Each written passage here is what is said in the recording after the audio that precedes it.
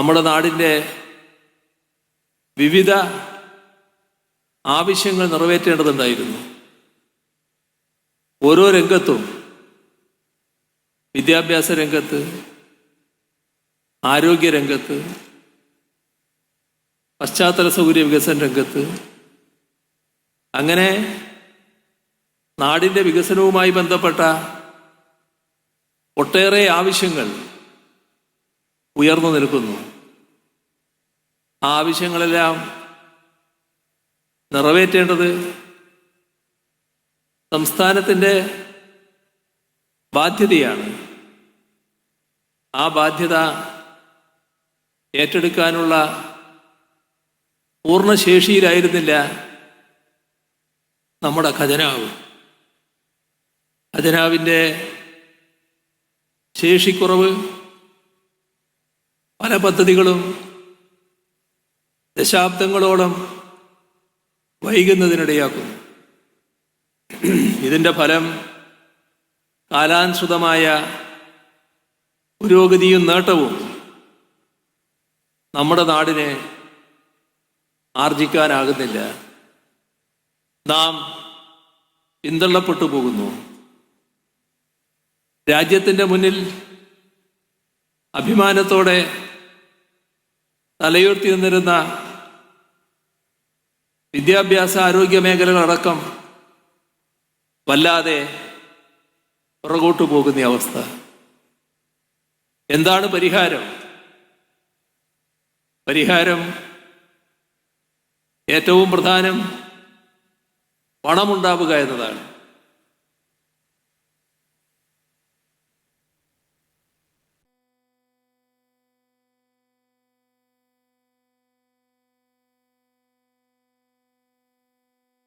പക്ഷേ സാധാരണ രീതിയിൽ ബജറ്റിനെയും ഖജനാവിനെയും മാത്രം ആശ്രയിച്ച് കാര്യങ്ങൾ നീക്കിയാൽ ഇതെല്ലാം പഴയതുപോലെ മുന്നോട്ട് പോകും. ഇപ്പോൾ പുതിയൊരു ധനസ്രോതസ് കണ്ടെത്തണം. അതിനാണ് കിഫ്ബിയെ 2016 സർക്കാർ പുനർജീവിപ്പിച്ചത്. ആ കിഫ്ബി അന്ന് 2016 സർക്കാർ പ്രഖ്യാപിച്ചത് 5 വർഷം കൊണ്ട് 50,000 കോടി രൂപയുടെ പശ്ചാത്തല വികസന പദ്ധതികൾ ഏറ്റെടുക്കുമെന്നായിരുന്നു. എന്നാൽ 2021 50 62,000 കോടി രൂപയുടെ വികസന പദ്ധതികളാണ് ഏറ്റെടുത്തത്. ഇപ്പോ അത് 90,000 കോടി രൂപയുടെ വികസന പദ്ധതികളാണ്. ഇവിടെ തിരിഞ്ഞൊന്ന് നോക്കിയാലും അവിടെല്ലാം കിഫ്ബിയുടെ സാക്ഷ്യപത്രങ്ങൾ കാണാം. സ്കൂൾ കെട്ടിടം, ആശുപത്രി കെട്ടിടം, റോഡുകൾ, പാലങ്ങൾ, വിവിധ പദ്ധതികൾ, ഇതെല്ലാം കിഫ്ബിയുടെ സഹായത്തോടെയാണ് നമുക്ക് നിർവഹിക്കാനായത്. നമ്മുടെ ദേശീയപാതാ വികസനത്തിന് 25% ഭൂമി ഏറ്റെടുക്കാനുള്ള വില നാം കൊടുക്കേണ്ടതായി വന്നു, സംസ്ഥാനം കൊടുക്കേണ്ടതായി വന്നു. ആ 5,600 കോടി രൂപ കിഫ്ബിയിൽ നിന്നാണ് നാം കണ്ടെത്തിയത്. ഇത്തരം ആവശ്യങ്ങൾ കിഫ്ബി വഴി നിറവേറ്റുമ്പോൾ നമ്മുടെ രാജ്യത്തെ കേന്ദ്ര സർക്കാർ, കേരളത്തിൻ്റെ വികസനം എന്ന് പറഞ്ഞാൽ രാജ്യത്തിൻ്റെ വികസനത്തിൻ്റെ ഭാഗമാണല്ലോ. സാധാരണഗതിയിൽ അതിനെ കൈയയച്ച് സഹായിക്കുകയും പിന്താങ്ങുകയുമാണ് വേണ്ടത്. പക്ഷേ നമുക്ക് അത്യന്തം വേദനാജനകമായ ദുരനുഭവമാണ് ഉണ്ടായത്. നമ്മളോട് കേന്ദ്ര സർക്കാർ പറഞ്ഞു, നിങ്ങൾ കിഫ്ബി വഴി എടുക്കുന്ന വായ്പ സംസ്ഥാനത്തിൻ്റെ വായ്പയായി പരിഗണിക്കും. അതിൻ്റെ അർത്ഥം അത്രയും വായ്പ നമുക്ക് എടുക്കാൻ കഴിയില്ല എന്നാണ്. ഇവിടെ നാം കാണേണ്ട ഒരു വസ്തുത, ഒരു നാടിൻ്റെ വരുമാനമെന്നത്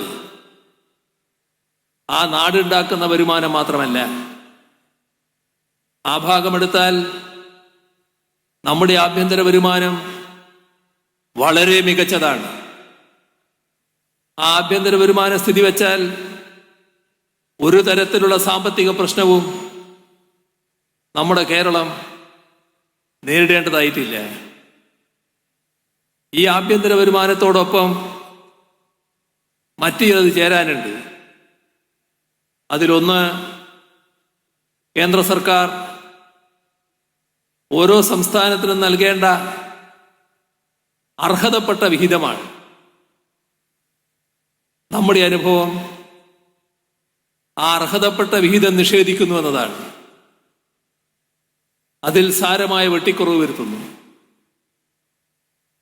ഇതിനോടൊപ്പം ചേരേണ്ടതാണ് സംസ്ഥാനത്തിൻ്റെ ചെലവുകൾ നിർവഹിക്കാൻ വായ്പയെടുക്കാനുള്ള അവകാശം.